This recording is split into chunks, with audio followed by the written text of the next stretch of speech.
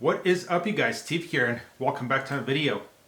Today we're going to be talking about the OSG Commander by OutCast Boats. It's a fun little boat, you guys. I've been using it this spring, summer, and fall, and I would love to tell you guys about it. Full disclosure before we begin, OutCast did send me this boat at no cost, but they're also not paying me anything to make this video, and I'm not getting any kind of a kickback from the sales they make. This is just simply my overview of the boat. As any other product out there, there's positives and there's a few negatives. I'm going to be covering both of them for you guys today. First of all, let's begin by talking about why I felt the need for this type of a boat in the first place. As you guys do, I do have my bigger raft. We use it quite a bit on the channel, and it's great for certain applications and the kind of a big traditional rivers we like to float here in the West. Now, up here in Washington and northern Idaho, there are so many streams that are much less known, that are much skinnier, much smaller, much harder to get to, and those traditional boats just don't work. First of all, I can't get them into those streams. Second of all, they're just too big. I need something I can carry, something that's nimble, and something that is very easy to control. That's what I started my research at a smaller boat for this particular application. Now, I didn't want just a float tube. Those are great if you're a still water guy. I don't have anything against them, but I needed something a little bit different. Yes, I like to do a little bit of still water. As far as lakes goes, I do very little of that, but I do like to get out there every once in a while. My main application was those tiny little streams, and this boat absolutely prevailed at that application. So if you guys just visit the website, it's called outcastboats.com. Go figure. Here you guys go. We have the OSG Commander. As you guys can see, it is $1,269 on their website. Let's kind of look at the specifications. It is 10 feet long. It is 47 inches wide. It weighs only 35 pounds, and it has an impressive load capacity of 475 pounds. So if you guys are interested in an overnight trip, you guys can definitely load this thing up.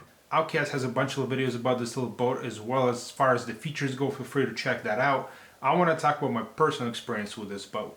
I got it in the spring. My first trip with it was to a lake because I just kind of wanted to get a feel for it, put it together. I didn't want to be in any swift moving water. It was very intuitive, very easy to put together. I enjoyed my day out there that day. I caught my first few fish on it, and I loved the little boat. But the main question remained, is this a whitewater worthy raft? And let me tell you right now, yes it is. It's got that inflatable kayak feel to it, and it feels like a boat that's made for whitewater rafting. And also, OutCast is a whitewater rafting company, and I felt safe using their product, knowing it would probably be safe in that environment, and it was.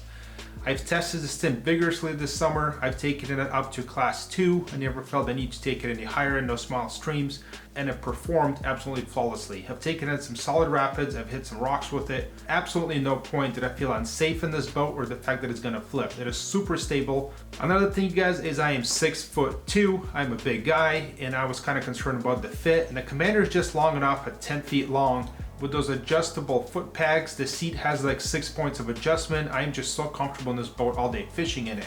Now, I'm not gonna lie to you guys, I found it very difficult to fish and row at the same time, like I would out of a bigger raft where somebody else is rowing.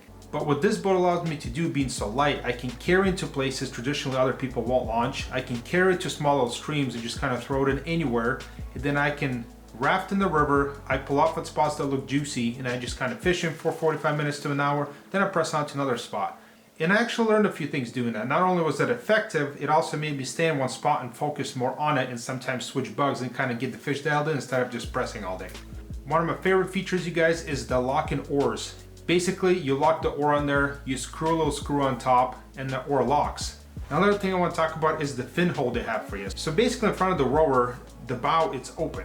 And I still have a love-hate relationship with that. At first, when I got the boat, I thought I was kind of questioning the decision to do that, to leave it open like that. I don't like to personally use fins. If you're a fin user, it's a no-brainer. Obviously a great feature for you. But as I used the boat more and more, I did start liking the feature a little more.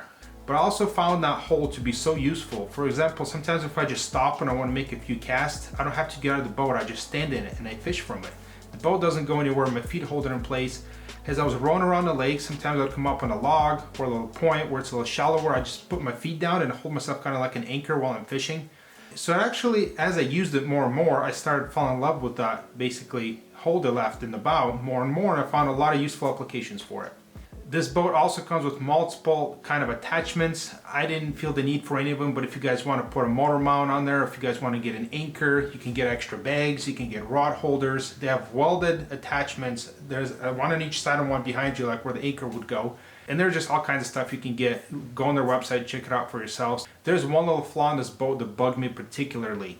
When you put the oars on and you tighten those little screws on top, I did find that as I was rowing, those screws would constantly get loose. So about every half an hour or so, I would kind of retighten them, and you'd start to feel the little flex in the oar. So not a big deal. I just have to retighten them. Something to think about for OutCast. You guys can think of a better locking mechanisms would probably improve this product just a little bit more. There's also great storage behind you if you guys want to put a backpack back there or a cooler, whatever that is happens to be for you. There's definitely plenty of securement points. You can attach whatever you want back there. Overall, I found this boat very easy to inflate. It's very quick. It's very easy to store. I never felt the need to deflate it all the way. I usually just deflate a little bit, fold it over in half in the back of my truck, and I transport it that way. Maybe you're somebody with a smaller vehicle. This boat does not take much time to deflate completely. You can roll it up. It basically fits in a large duffel bag. You can take it on the plane with you, you can transport it, and it's really easy to inflate wherever your destination happens to be. If you guys are interested in these adventures I just talked about, all the little clips you just saw, if you want to see this boat in its real-time use, go back and check out those videos. You guys will see the whole fishing adventure, the whole day, from me launching it to me using it. Maybe it'll be beneficial for you. Maybe you guys will just enjoy the videos. Now, if you guys have particular questions about this boat, feel free to visit outcastboats.com. I will make sure to leave the link down here in the description. You guys can go ahead and check it out for yourselves. If you have any other questions, please feel free to reach out to me as well. You can message me here on YouTube. There's my email down below. Direct message me on Instagram. I'd love to answer any questions you guys have about the Commander or anything else for that matter. That being said, you guys, as always, I would like to thank every single one of you guys for coming along, watching this video. I hope you guys enjoyed it. I hope it was informative, and I'll see you guys in the next adventure. Bye.